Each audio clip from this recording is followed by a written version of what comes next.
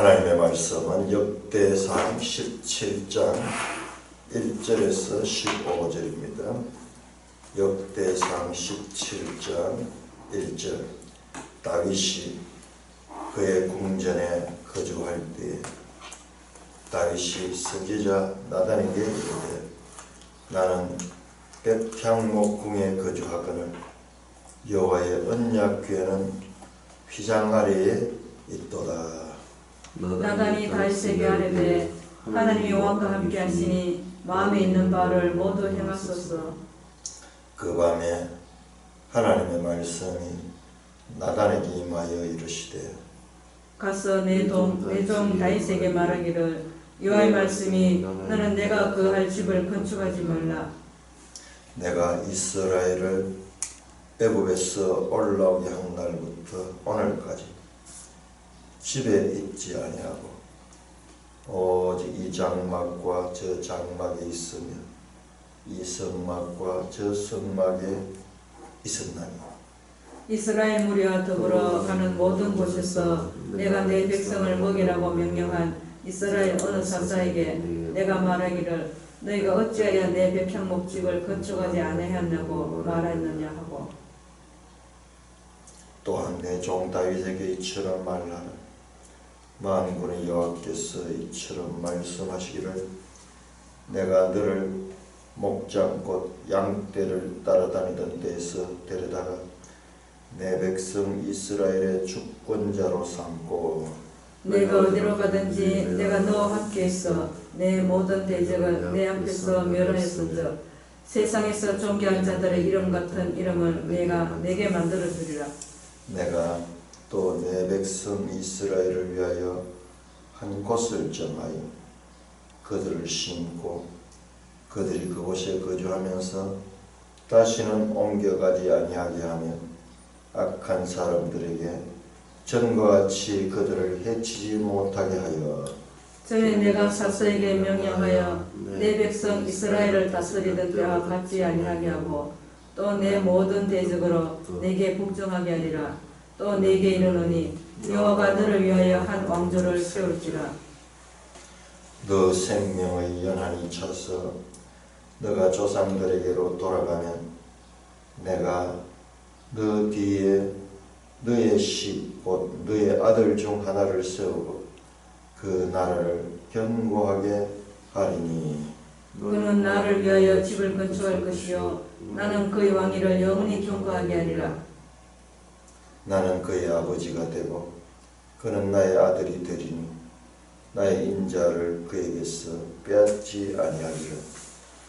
내가 너 전에 있던 자에게서 빼앗은 같이 하지 아니할 것이며 내가 영원히 그를 내 집과 내 나라에 세우리니 그의 왕위가 영원히 경고하리라 하셨다 하라. 나단이 이 모든 말씀과 이 모든 계시대로 다윗에게 전하리라. 하나님 아버지 은혜를 감사합니다. 이 아침도 성령 하나님께서 친히 교사가 되어 깨우쳐 주옵소서. 예수님 이름으로 기도드리옵나이다. 아멘. 자, 17장은 역대기에서 가장 중요한 그와 같은 내용이 나오는 장입니다. 다윗의 집에 관한 다윗은 집에 관한 하나님의 약속의 말씀을 듣습니다. 여기에 왕조 되어 있고 집이라는 그런 표현이 많이 나옵니다. 이것들은 왕조 또한 성전, 집 또는 가문을 뜻하는 그와 같은 말로서 히브리어 베트가 히브리에서 베트 그러면 집입니다. 그 베트엘 그러면 베트엘 그러면은 이 엘이 하나님이거든요. 베델 우리가 베델 이 히브리어 단어에 보면 벳이라는 것이 많이 나와. 오벳 에돔 같이 벳, 여러 가지 벳이라는데 이게 집이라는 뜻입니다. 그러면서 우리말도 집 그러면 단순한 하우스, 홈 또는 건물만 가리키는 것이 아니라 집안, 가정 뭐 이런 그 의미가 포함이 됩니다.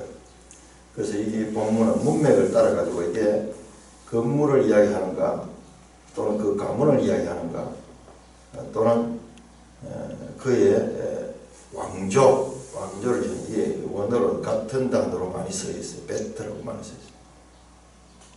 자, 이 집 주제가 16장 보세요. 우리가 어제 봤던 16장 마지막 절 43절로 이에 뭇 백성은 각각 그 집으로 돌아가고 다윗도 자기 집을 위하여 축복하려고 돌아갔더라. 여기 나오는 베트, 그 집이라는 단어가요. 여기 보면 우리가 오늘 본문에서 계속 나옵니다. 계속 나옵니다. 5절에도 보면 오늘까지 집에 있지 아니하고, 그 다음에 6절에도 집을 건축하게 됩니다. 그리고 심지어는 나라라는 표현도 그 의미가 같이 나옵니다. 제일 끝에 14절에 보니까는 내가 영원히 그를 내 집과 내 나라에 세우리니 그의 왕위가 영원히 경고하리라. 집, 나라, 왕위 이것들이 같은 의미를 가지고 이렇게 반복적으로 사용되고 있습니다. 오늘 본문에서 다윗 언약이라는 말은 안 나옵니다만, 그러나 이 성경 다른 내용과 연결해 보면요, 이게 바로 다윗 언약, 다윗 언약. 이 다윗 언약은 구약 성경에서 아브라함 언약처럼 중요한 것입니다. 아브라함 언약이 있고, 아브라함 언약은 내 씨를 통하여 하늘의 별과 같고 바다의 모래 같은 후손에 대한 약속입니다. 약속입니다. 다윗 언약도 마찬가지로 다윗 언약도 짜라 그런데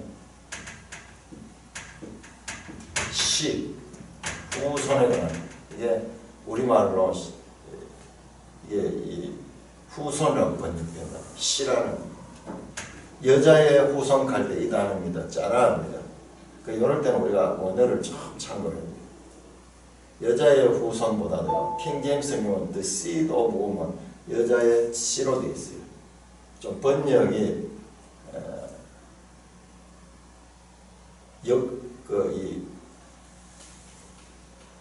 그대로 조금 부드럽지 않지만 그대로 이렇게 번역을 했기 때문에 이걸 자세히 따라 올라가 보면은 성경 속에서 연속성을 발견하는 데는 의역보다도 오히려 직역이 더 정확합니다. 그 킹제임스 성경 보면은 되게 직역이 돼 있어요. 우리는 이런 말 거의 안 쓰거든요. 후손, 자손, 뭐 아들 뭐 이런 표현하는데 거기 보면 네 씨라고 그렇게 표현했어요. 그래서 아브라함을 통해서 큰 민족에 대한 것을 이야기했다면 이 다윗을 통해서 그것이 더 좁혀집니다. 다윗의 후손, 다윗은 유다 지파죠. 유다 언약도 있죠. 유다를 통하여서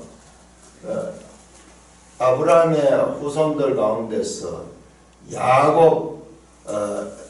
야곱의 12아들들 가운데서도 유다 지파를 통하여서, 그리고 이새의 가문을 통하여서 다윗의 후손으로 연결되어지는 그와 같은 다윗 언약이 나옵니다. 이 다윗 언약은 사무엘하 7장, 그리고 지금 역대상 17장뿐만 아니라 성경 여기저기에서 이 부분을 중요하게 다루고 있습니다. 자, 우선 한번 찾아볼까요? 시편 89편 한번 볼까요? 시편 89편. 시편 89편 아주 유명한 시편인데 주제가 뭐냐? 다윗 언약은 어떻게 됐습니까? 다윗 언약은 어떻게 됐냐? 시편 89편 3절 4절 3절 4절 같이 읽겠습니다. 시편 89편 3절 시작. 주께서 이르시되 나는 내가 택한 자와 언약을 맺으며 내 종 다윗에게 맹세하기를 내가 너 자손을 영원히 견고하게 하며 네 왕위를 대대에 세우려 하셨나이다. 오늘 본문에 나오죠. 본문에 14절에 나오고 14절 12절에서 14절 28절 89장 28절 시작. 그를 위하여 나의 인자함을 영원히 지키고 그와 맺은 나의 언약을 굳게 세우고 또 그의 후손을 영구하여 그의 왕위를 하늘의 날과 같이 하리로다.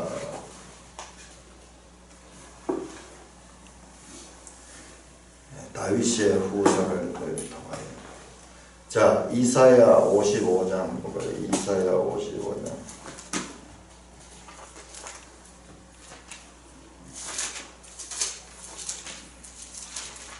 이사야 55장 3절.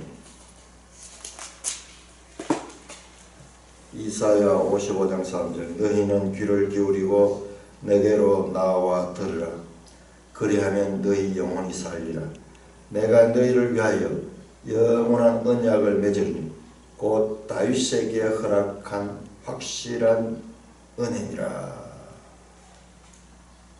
다윗 언약은 아브라함 언약의 연속성을 가지면서 더 발전됩니다. 아브라함 언약은 그냥 이스라엘 민족이라는 큰 그 시에 대한 약속이었다면 이 다윗 언약은 아브라함보다 한 1000년 후에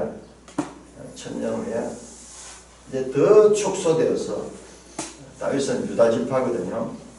그다음에 다윗의 후손을 통한 그와 같은 영원한 언약으로 이어집니다. 그러니까 성경에서 이게 발견이 되지 아니하면요, 성경을 제대로 이해하지 못하는 거예요. 오늘날 우리가 이 성경을 읽을 적에 이걸 바로 이 구속사라 그러죠. 구속사 또는 구원 계시. 하나님 말씀은 구원에 대한 계시예요. 구원의 계시의 발전선. 그 신약에 오면요, 바로 이 다윗 언약의 다윗의 후손이 누구냐? 예수 그리스도. 우리 마태복음 공부했잖아요.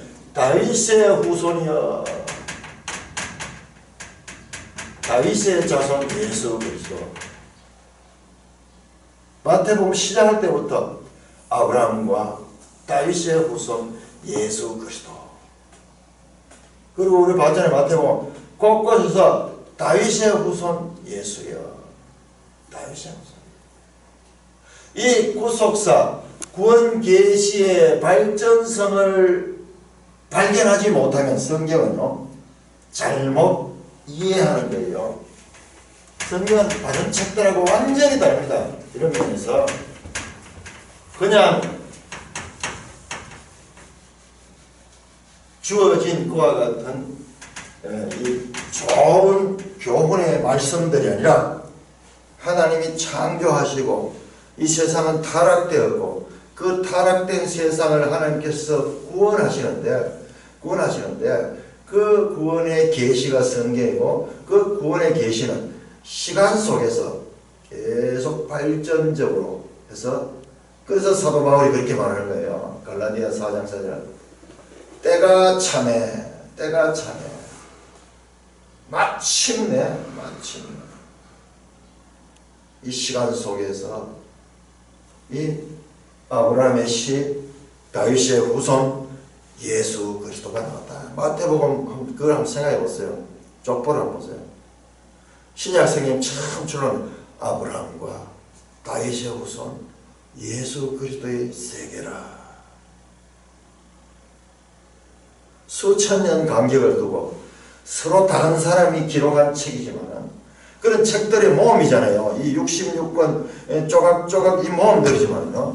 이 모험들이 쫙 일관성을 가지고 구원 계시의 발전성을 우리에게 보여주고 있다.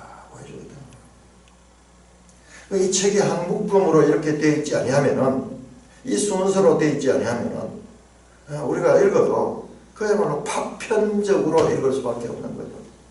이걸 누가 발견했는지 아세요? 이런 것들을 다 이 개혁주의 성경 신학자들이 발견했어요. 그러니까 이 독해력이요. 독해력이 천재적이에요. 그래서 성경이 머릿속에 다 들어있어요. 우리 이 400년대에 등장한 어거스틴이라는 그런 유명한 그 인물인데, 그분도 보면은 다른 사람들은 성경을 이 부분적으로 이렇게 보고 있을 적에 이분은 그걸 발견했어요. 전체에서 이 주제가 뭔가. 그래서 그와 같은 큰 인물들이 이 성경을 독해하는 것, 나중에 칼빈 같은 인물이요, 1000년 후에 나오지만은 1100년 후에 나옵니다. 1100년. 그렇지만 그 어거스틴이 봤던 것들을 더 발전적으로 봐냅니다. 우리가 성경을 깨닫는 거는요, 그냥 우리 자신이 깨닫는 게 아니라 우리 앞에 2000년 교회 역사에서 앞선 천재들이 깨달았던 그 정통성을 계속 이어가는 거예요. 그 어떤 사람들은 그렇게 해요. 나는 성경만 본다. 다른 책들을 보지 않는다. 성경 그 말이 상당히 주체성 있는 말인 것 같지만요. 그렇게 봐가지고 성경 못 깨달아요. 하나님께서는요, 이 역사 가운데서 우리보다 앞선 시대에 말씀의 사람들을 깨우치세요. 그것도 점진적으로. 그래서 제가 지금 이 말씀하는 거는, 이 말씀드리는 것들은 그와 같은 2000년 교회사의 이 본문에 대한 깨달음들을 지금 전하는 겁니다. 그러니까 여기에 엄청난 이 지혜들이 이 속에 축적되어 있는 것입니다.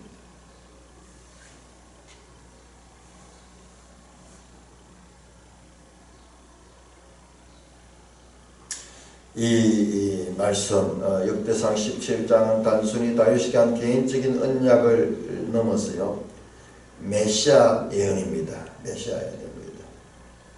자, 우리 한번 성경 또 찾겠습니다. 이 단락의 중요성을 우리가 이해하기 위해서요, 이사야 9장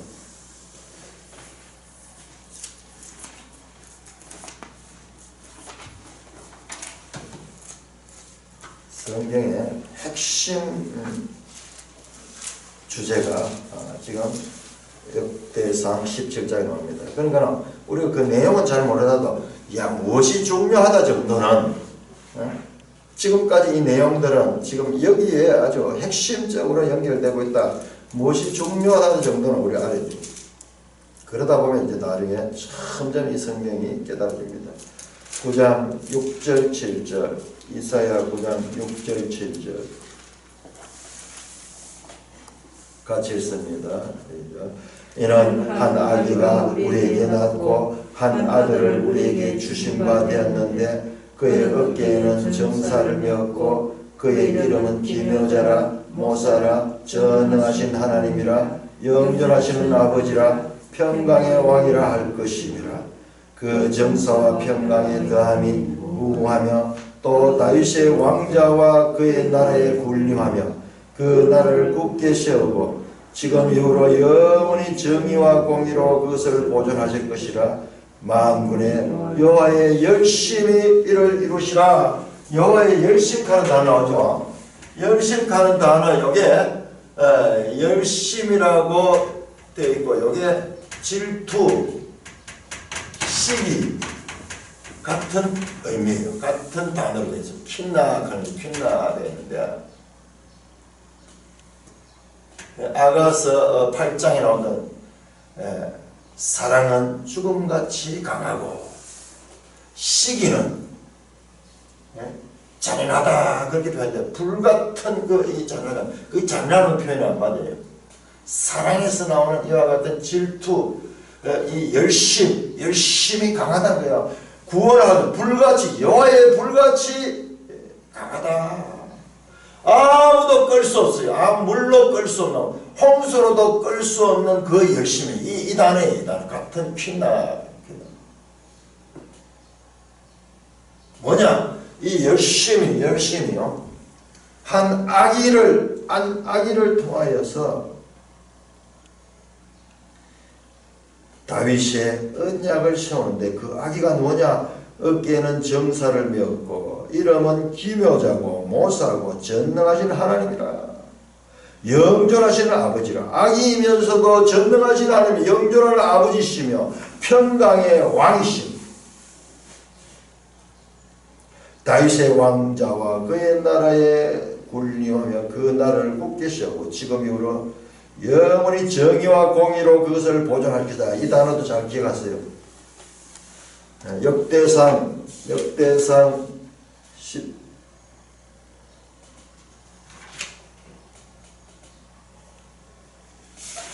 18장 볼까요?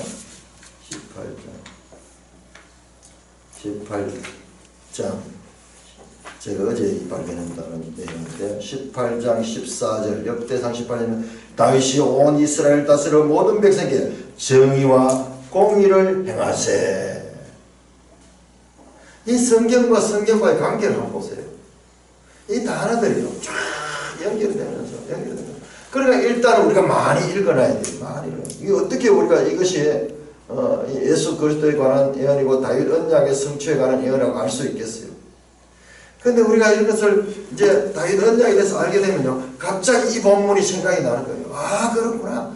그러면서 또 연결되면서 성경 전체에 퍼져 있는 하나님의 열심,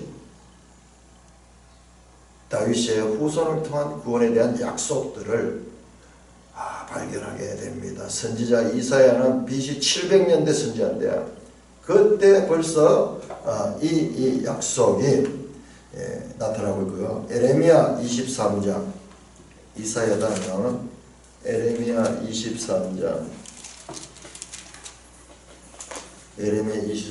5절 6절 여호와의 말씀이니라. 보라 때가 이르니 내가 다윗에게 한 의로운 가지를 일으킬 것이라. 그가 왕이 되어 지혜롭게 다스리며 세상에서 정의와 공의를 행할 것이며. 여기 또 나오네요. 와 놀랍네요. 그의 날이 유다는 구원을 받겠고 이스라엘은 평안히 살 것이며 그의 이름은 여호와 우리의 의라 일컬을 받으라. 공의 강의 체데크 의의 의. 그 신약 성경에 오면 하나님의 한 의가 나타났어요. 곧 우리 주 예수 그리스도다. 로마서 3장에서 딱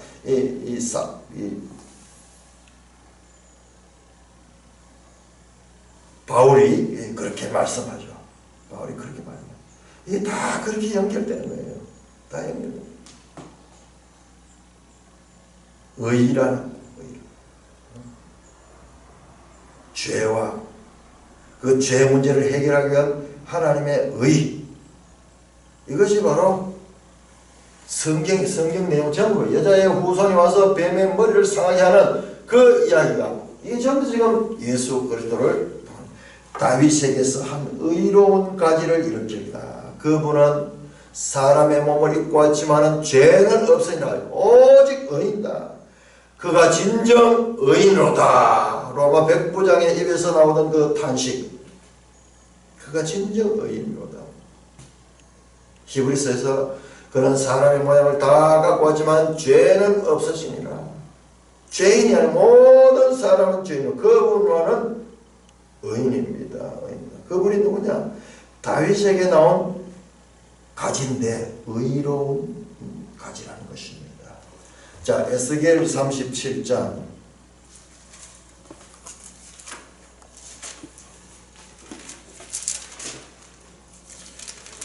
에스겔 37장 24절 25절 24절 25절 우리 한번 같이 읽을까요? 에스겔 37장 24절 25절 시작. 내 종 다윗이 그들의 왕이 되리니 그들 모두에게 한 목자가 있을 것이라. 그들이 내 규례를 준수하고 내 율례를 지켜 행하며 내가 내 종 야곱에게 준 땅 곧 그의 조상들이 거주하던 땅에 그들이 거주하되 그들과 그들의 자자 손손이 영원히 거기에 거주할 것이요 내 종 다윗이 영원히 그들의 왕이 되리라. 내가 그들과 화평의 언약을 펴서 영원한 언약이 되게 하고 또 그들을 견고하고 번성하여며 내 성소를 그 가운데 씌워서 영원히 이르게 하리니 내 처소가 그들 가운데 있을 것이며 나는 그들의 하나님이 되고 그들은 내 백성이 되리라. 내 성소가 영원토록 그들 가운데 있으리니 내가 이스라엘을 거룩게 하는 여호와인 줄 열국이 알리라 하셨다라. 이게 참 이게 다윗 언약의 다윗은 이 천년경의 사람이고 앞에 어떤 이사야는 700년경 그리고 에레미야는 600년경 에스겔도 600년경 또는 500년경 포로 시대에 그때서 수백 년을 두고 하나님께서는 그 선자를 통해서 이 다윗 언약을 계속 확인시켜 주고 있습니다. 시편도 마찬가지. 시편에서도 계속 얘기합니다. 자, 시편 2편 시편 2편 6절 7절 시편 2편 6절 7절 내가 나의 왕을 내 거룩한 상 시온에 세웠다 하셨다. 자, 시온도 나오는데 시온 지금 반복되는 단어들 시온, 정의, 공의 이런 단어들이 다윗 언약과 관계돼서 계속돼요. 다윗 때 예루살렘을 수도로 삼습니다. 그래서 우리가 앞에서 봤던 성소, 이 법궤를 지금 다윗성으로 옮겨놨잖아요. 아직까지 예루살렘이 본격적으로 이스라엘의 수도가 되기 전이.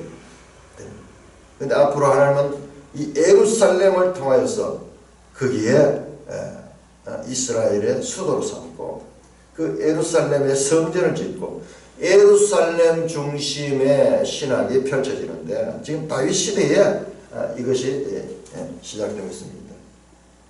내가 여호와의 명령을 전하노 여호와께서 내게 이르시되 너는 내 아들아 오늘 내가 너를 낳았더라. 그 아들에게 12절 보세요. 그의 아들에게 입맞추라. 그렇지 않으면 진노하시므로 너희가 길에서 망하리니 그의 진노가 급하시며 그의 아들 다윗의 후손을 통해서 오는 그 아들에 관한 말씀 이거예요. 우리가 그냥 읽어가지고 이게 무슨 말인지 전혀 알 수 없는 말씀인데 이게 바로 창세기 3장 15절에 나오는 여자의 후손에 관한 이야기고 그 여자의 후손에 관한 그 예언을 이제 본격적으로 역사 가운데 시작되는 것이 아브라함을 통한 언약이고 그리고 다윗을 통한 언약이고 그리고 때가 차면 마침내 여자에게서 오신 예수 그리스도를 통하여 성취된다는 그와 같은 말씀인 것입니다. 시편 45편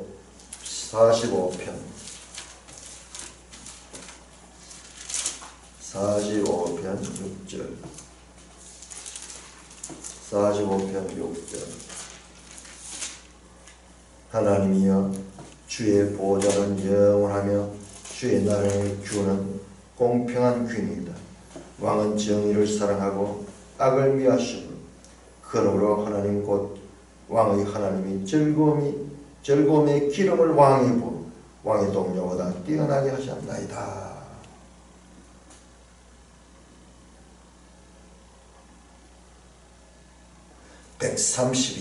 시편 132편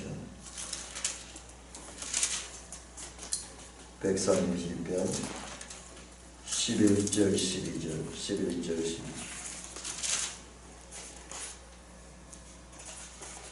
같이 한번 읽겠습니다. 시편 132편 11절 12절 여호와께서 다윗에게 성실히 맹세하셨으니 변하지 아니하실지라. 이러시기를 내 몸의 소생을 네 왕위에 둘지라. 네 자손이 내 언약과 그들에게 교훈하는 내 정거를 지키는데 그들의 후손도 영원히 내 왕위에 앉으리라 하셨도다. 영원한 왕인데, 근데 우리가 알다시피 이제 역대기는 이제 다윗 이야기가 다윗이 왕이 되고 그 다음에 솔로몬 이야기 나오고 그 다음에 분열왕국 이야기 나옵니다. 분열왕국 가운데서 유다 왕들 다윗 후손자네요. 11개라도 이게 전부 다 이 말씀을 이루는 거예요. 그래서 유다의 이 다윗의 후손들이 왕으로 있다가 이게 멸망돼버리잖아요. 바빌론에서 멸망되잖아요.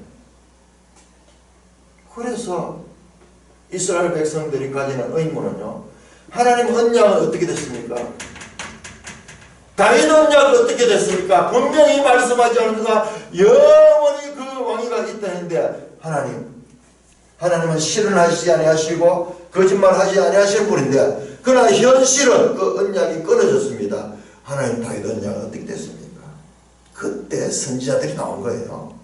그때 선지자들이 나온 거예요. 그때 그 선지자들에게 에레미야를 통해서 에스를 통해서 다윗 언약의 더 구체적인 다윗 언약을 계시해 주는 거예요. 이 하나님의 열심히 이것을 가르쳐 주고 있는 것입니다. 그러니까 역대기 이야기도 보면은 지금 여기에 초점이 맞춰 있어요. 여기에 초점이 맞춰. 이 성경을 우리가 어떻게 읽어야 되는가? 일단 부지런히 많이 읽어놓고 그 다음에 보면은 여기 주제가 보여요. 쫙 모든 게 일로 다 연결이 되도록 그렇게 되어 있습니다. 17장 1절에서 4절을 보시면은 다윗이 선한 마음을 품습니다. 13장에서 다윗이 언약궤를 옮길 때와 마찬가지로 선한 의도를 가지고 자기는 이제 이 두로의 히람 왕이 많은 이 제목들과 건축 자료들, 기술자들 보내가지고 왕궁을 잘 지었어요. 백향목궁에 거주하거늘. 여호와의 언약궤는 휘장 아래 있도다. 이 옮겨온 그 언약궤가 아직까지 예루살렘의 휘장 아래에 있습니다. 어제 말씀드렸죠. 하나님의 성막은 지금 기본이 있어요. 기본. 여기에 임시적으로 이 성막과 법궤가 분리되어 있어. 언제부터? 엘리 제사장 시대부터 솔로몬이 성전을 지어가지고 그 속에 이 언약궤를 안치시킬 때까지 수십 년간 지금 분리되어 있습니다. 그래서 선지자 나단에게 다윗이 말합니다. 그렇게 하니까는 나단이 하나님이 왕과 함께 계신 마음에 있는 바를 모두 하면서 하나님의 뜻이 당신의 뜻과 같습니다. 왜냐? 당신은 늘 하나님께 묻고 하나님의 순종하는 자이기 때문에 의도도 좋고, 그래서 선지자도 동의를 합니다. 그런데 그날 밤에 하나님의 말씀이 나단에게 임했다. 선지자는 하나님의 직통 계시를 받는 자예요. 하나님께서 구약시대의 선지자를 통해서 말씀을 주셔서 그 백성들이 하나님의 뜻을 알 수 있도록. 그래서 대언자, 선지자를 킹제임스 같은 데는 대언자라고 그렇게 번역합니다. 그 말씀이 더 맞아요. 우리는 선지자는 미리 앞에 일을 미리 안다.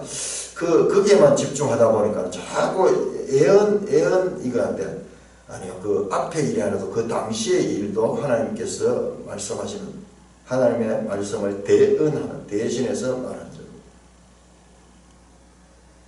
하나님 직접 말하면 우리가 수용할 수 없습니다. 선지자를 통하여 대신 대표해서 우리에게 하나님의 말씀을 전합니다. 가서 내 종 다윗에게 말을 여호와의 말씀이 너는 내가 거할 집을 건축하지 말라. 자, 우리 역대기에서 이게 지금 사무엘 하에 다 나오는 이야기들인데, 그래서 우리가 내 생각과 하나님의 생각의 차이를 우리가 지금 여기서는 심할 정도로 선지자조차도 다윗과 마찬가지로 하나님의 뜻보다도 자신들의 생각에 치우쳐 있는 것을 보게 됩니다. 이게 우리 인간이 마치 미끄럼틀에 앉으면 미끄러지듯이, 밑으로 미끄러지듯이 우리가 범하기 쉬운 그와 같은 함정이에요. 함정.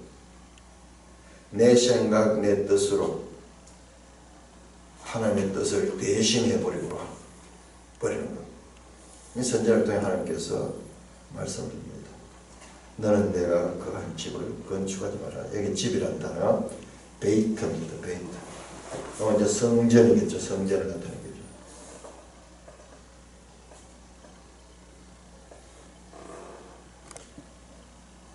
그러면서 하나님께서 말씀, 내가 이스라엘을 애굽에서 올라오게 한 날부터 오늘까지 집에 있지 아니하고, 여기서 집은 성전 또는 건물이죠.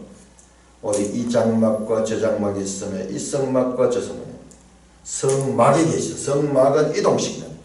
그래서 이스라엘 가나안 땅에서 저기 애굽 땅에서 나와서 이 광야에서 이 성막을 만들고, 그 성막을 지금 계속 이동해 가잖아요. 이동해.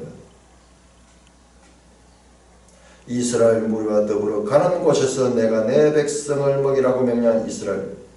그러나 어떤 면에서 우리 사람이 보기에는 성막보다 성전이 더 좋은 것 같지만요. 건물, 이건 텐트 아니에요. 이동 텐트. 하나님은 이동식 성전을 원하셔요. 지금 우리 세대 가운데도 새 언약이 뭐냐? 하나님이 우리를 성전 삼고 우리 속에 머무시기를 원합니다.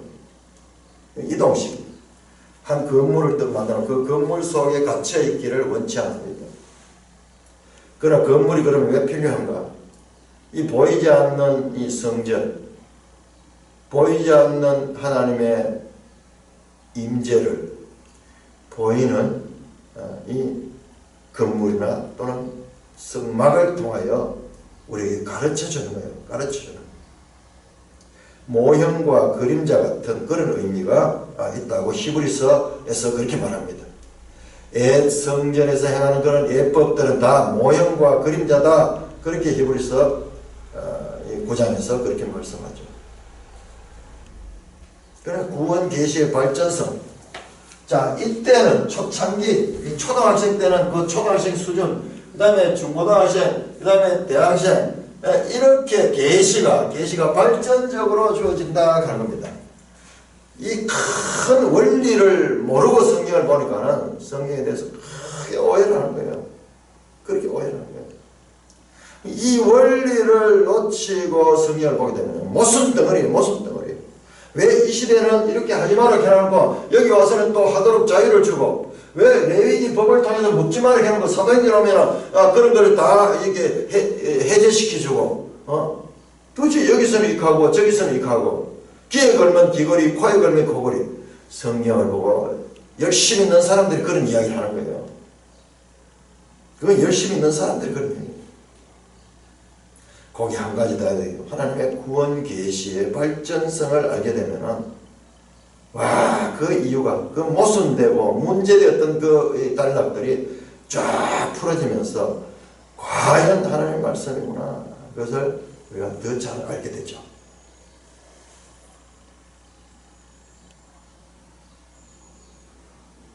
성막을 이야기를 합니다.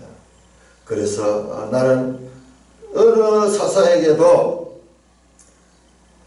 내가 지금 불편하니까는 좋은 집을 지어가지고 내를 그 안에 모시라고 말한 적이 없다는 것입니다. 백향목 집을 건축하지 아니했냐고 말했냐 하고 말하지 않았다는 거예요. 수사 의문문으로.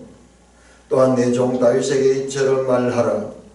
만군의 여호와께서 이처럼 말씀하시를 내가 너를 목장 곧 양떼를 따라다니던 데서 데려다가 내 백성 이스라엘의 주권자로 삼고 네가 어디로 간지 내가 너와 함께 있어 네 모든 대적을 내 앞에서 멸했은즉.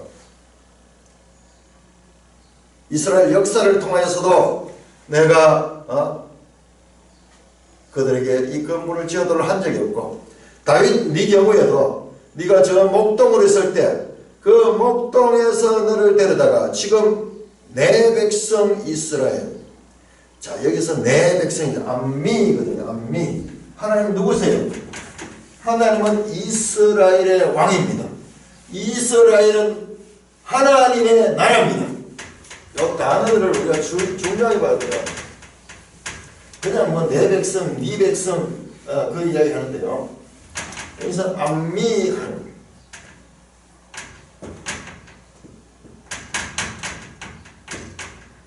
호세아서에 보면요, 로암미 가면 로암미 가면 내 백성이 아니다. 내 백성이 아니다. No, not 암미 내 백성, 로암미 내 백성이 아니다. 이 하나님의 인칭을 이 소유격을 통해서 사용하는 게 이게 중요합니다. 이스라엘은 누구냐? 내 백성, 하나님의 백성이다. 그래서 이스라엘의 주권자로 다윗을 삽니다. 다윗은 이스라엘의 왕이지만은 봉신왕이고 실제 종주는 이스라엘의 종주왕은 하나님이다. 하나님이다. 원래 이게 하나님 뜻이었습니다. 이게 원래 하나님 뜻. 이게 이상적인 이스라엘입니다. 자, 우리 신명기 다시 돌아가고 신명기 17장, 신명기 17장.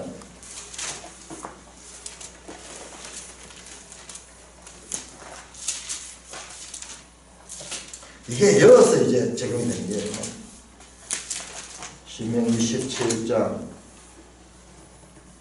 14절부터 20절까지가 이스라엘의 왕에 대한 규례입니다. 모세가 앞으로 왕을 세우고 있는 그 왕이 지켜야 될 규례를 이 모세를 통하여 주셨습니다.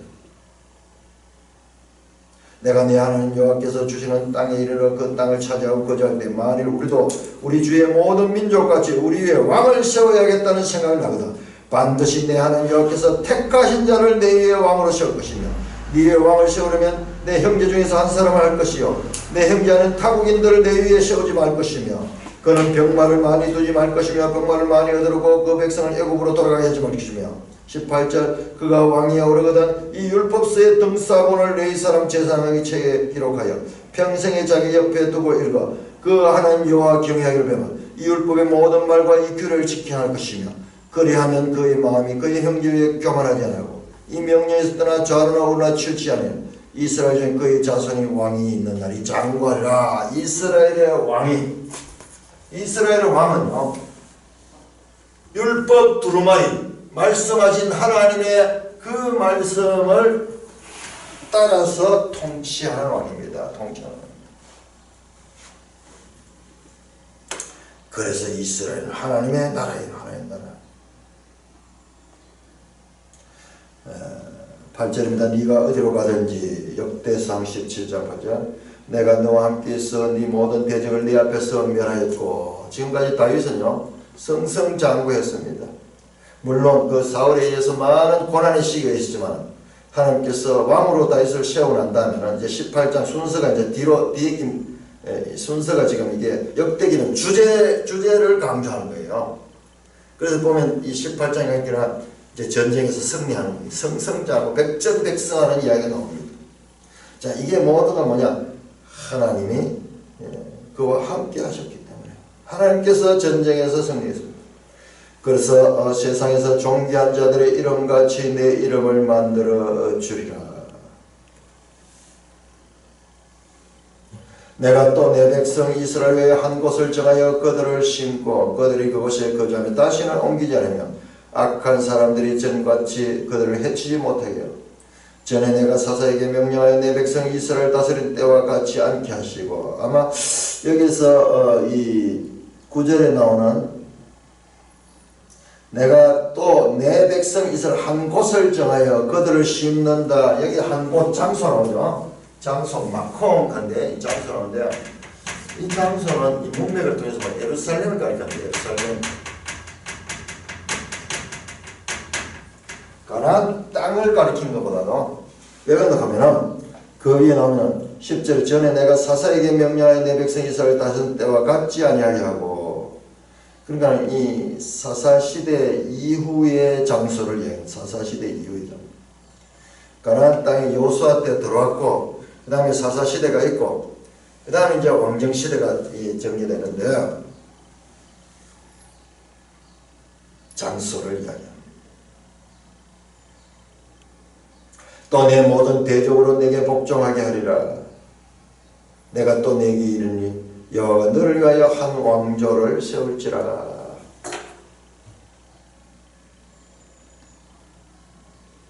장래에도 과거에도 그랬고 장래에도 하나님께서 이스라엘 백성들을 지켜서 모든 대적이 다윗에게 복종하게 하겠다는 말씀입니다. 또 너게 이르니 여호와가 너를 위하여 한 왕조를 세우라. 왕조를 세우라. 이 다윗 왕조에 관한 이 약속이 지금 나타나고 있습니다. 그래서 다윗이 세우는 왕조는 뭐냐? 하나님이 실제적으로 종주가 되시고 종주왕이 되시고 그 다음에 다윗은 봉신왕이 되는